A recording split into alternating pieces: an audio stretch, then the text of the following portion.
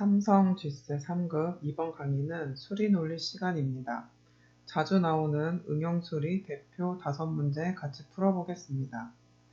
빠른 풀이 방법으로 책에 있는 해설과 다른 풀이도 있는 점 참고해주세요.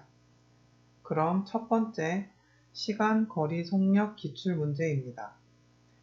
A는 0.8km의 거리를 12분 만에 걸어간 후 36km/h의 속력의 버스에 탑승해 8분 동안 이동하여 목적지에 도착했다. 다음 날 A가 자전거를 이용해 같은 시간 동안 같은 경로로 이동할 때 평균 속력은 총 이동 거리를 총 걸린 시간으로 나눈 것으로 A가 걸어간 거리와 버스를 타고 이동한 거리를 모두 합해야 합니다.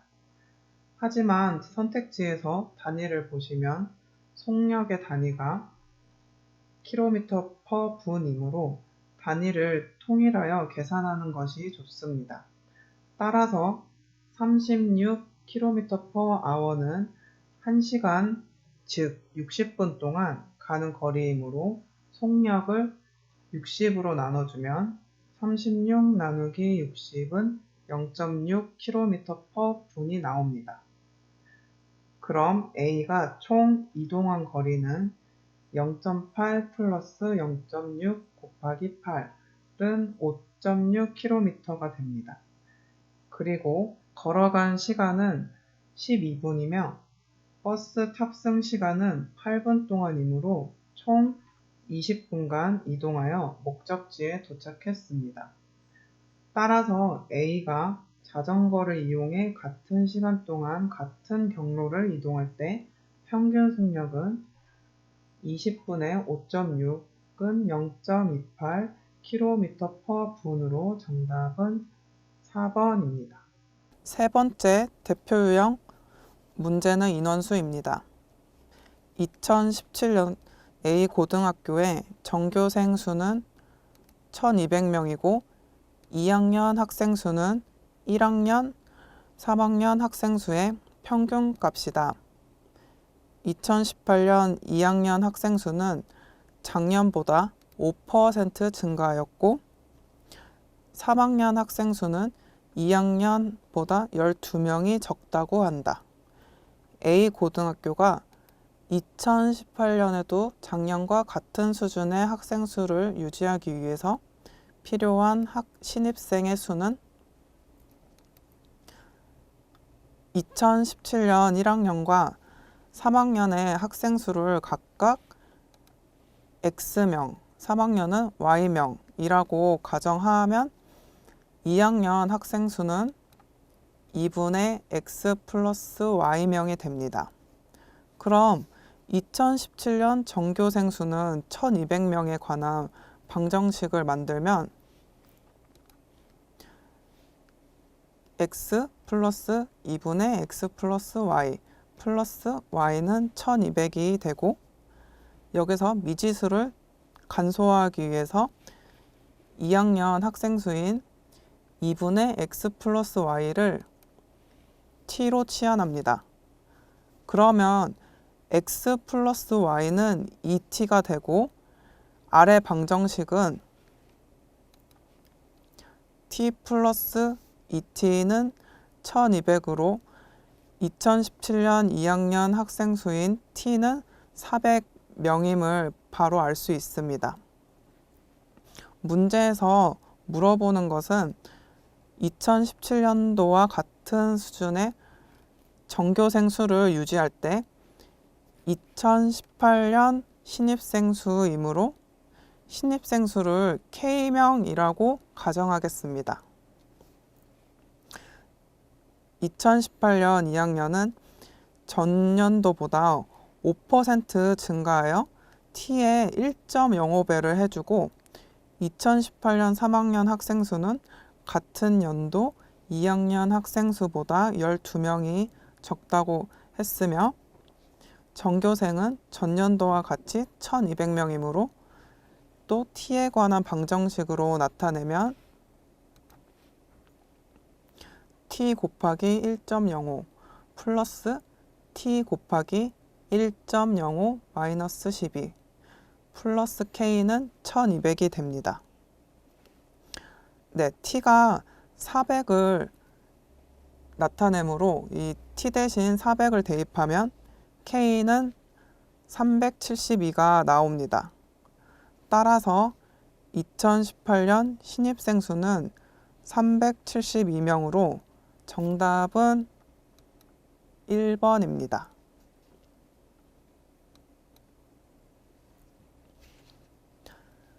네 번째 대표 유형 부등식 문제입니다. 수정이는 부서 사람들과 함께 놀이공원을 방문하려고 한다. 이 놀이공원의 입장료는 1인당 16,000원, 정가에서 25% 할인된 금액에 10인 단체 티켓을 구매할 수 있다. 그렇다면 부서원이 몇 명 이상일 때부터 20명분의 단체 티켓 2장을 구매하는 것이 더 유리해지는가? 단, 부서원은 10명 이상이다. 10명 단위로 단체 티켓 구매가 가능하기 때문에 부서원이 10명 이상이라는 말을 염두에 둬야 합니다. 모든 부서원의 입장권을 개인으로 16,000원으로 잘못 계산하시면 정답이 틀려지기 때문입니다. 또한 20명분의 단체 티켓 2장을 구매하는 것이므로 부서원은 20명 이하임을 알 수 있습니다. 이 내용만 이해하셨으면 부등식은 쉽게 세울 수 있습니다. 부서원을 X명이라 가정하고 10명이 넘어 단체 티켓 1장과 나머지 X-10명은 개인으로 구매가 가능합니다. 그리고 이 금액이 10명 티켓 2장을 구입하는 금액보다 비쌀 경우 인원에 대한 부등식입니다. 부등식을 간단히 또 정리하면 X-10명은 개인 티켓으로 구매한 금액이 10명 단체 티켓 1장 금액보다 크다는 부등식을 구할 수 있습니다. 이제 숫자를 대입하겠습니다. X-10 곱하기 16,000원 그리고 10 곱하기 16,000원 여기서 25% 할인이므로 1-0.25 이 가격보다 앞에 가격이 클 경우에 X값을 구하면 X는 17.5보다 커야 함을 알 수 있습니다. 따라서 부서원은 18명 이상일 때 단체 티켓 2장을 구매하는 것이 더 유리합니다.